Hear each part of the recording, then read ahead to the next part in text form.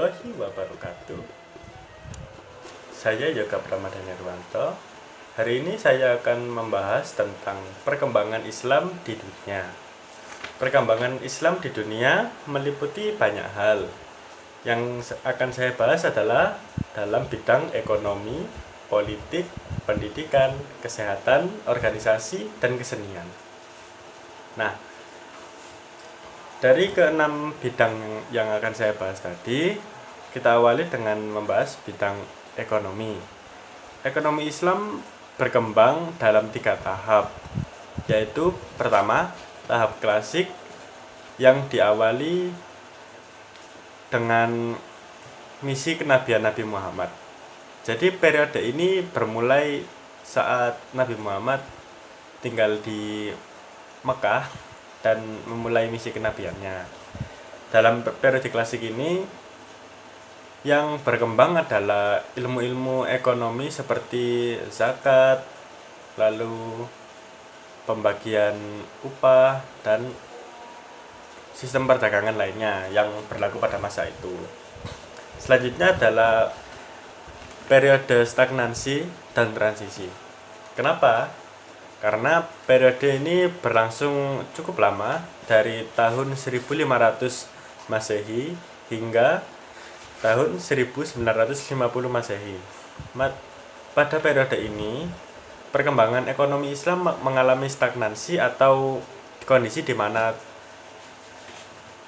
perkembangannya itu tidak berkembang juga tidak turun. Jadi tetap. Lalu periode transisi yaitu adalah periode saat para petinggi Islam sudah mulai sadar akan stagnansi perkembangan ekonomi Islam. Akhirnya mereka berusaha untuk memperbaikinya. Lalu periode resurgensi yaitu adalah periode penataan ulang. Diawali dari tahun 1950 hingga sekarang. Lalu selanjutnya kita ke bidang politik. Politik di dunia Islam pada awalnya gencar-gencarnya umat Islam ikut dalam ranah politik karena mereka ingin memerangi budaya barat dan sistem barat. Nah, lebih tepatnya ini yang paling terlihat adalah saat waktu Perang Dunia Kedua, di mana dunia barat menginvasi dan menjajah banyak dari negara-negara Timur Tengah. Nah, dari jajahan ini umat Islam pun berinisiatif untuk ikut dalam ranah politik agar mereka bisa memerangi pemikiran dan sistem dari negara barat yang datang untuk menjajah mereka. Dari organisasi politik ini banyak yang berkembang. Nah, selanjutnya adalah pada bidang pendidikan. Di bidang pendidikan ini, umat Islam pernah mengalami Golden Age atau zaman keemasan, yaitu pada zaman Abbasiyah, tepatnya yang paling besar berpusat di kota Baghdad.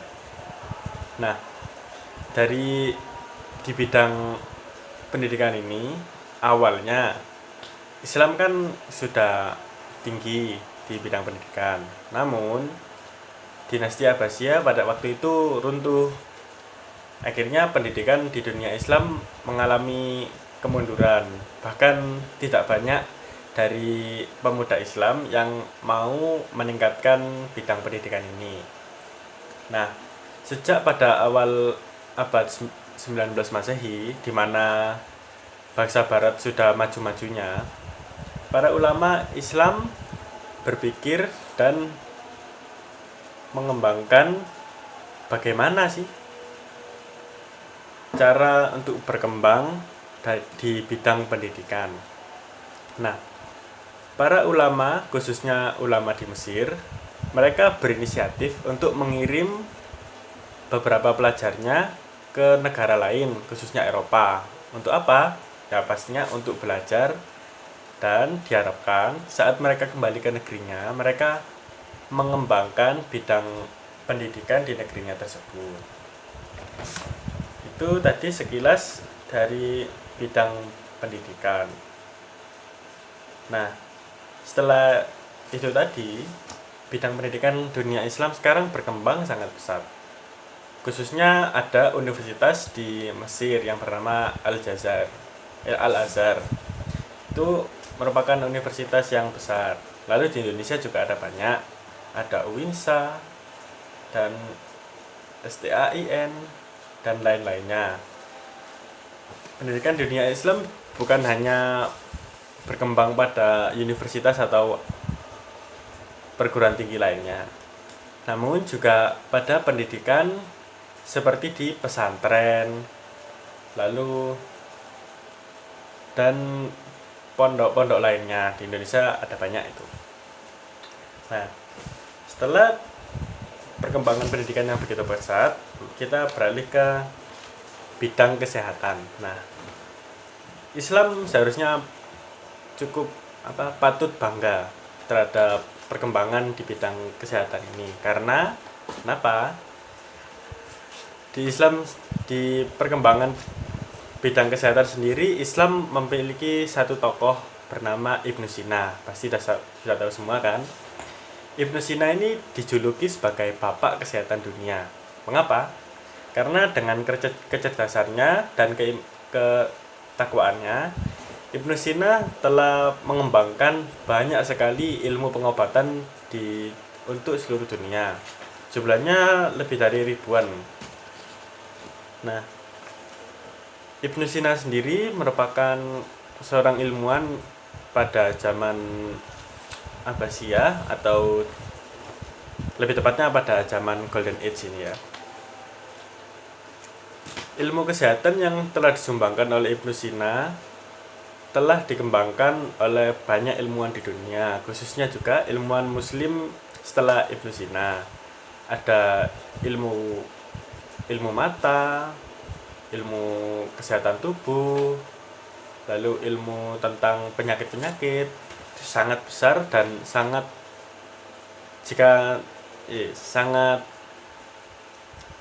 membanggakan.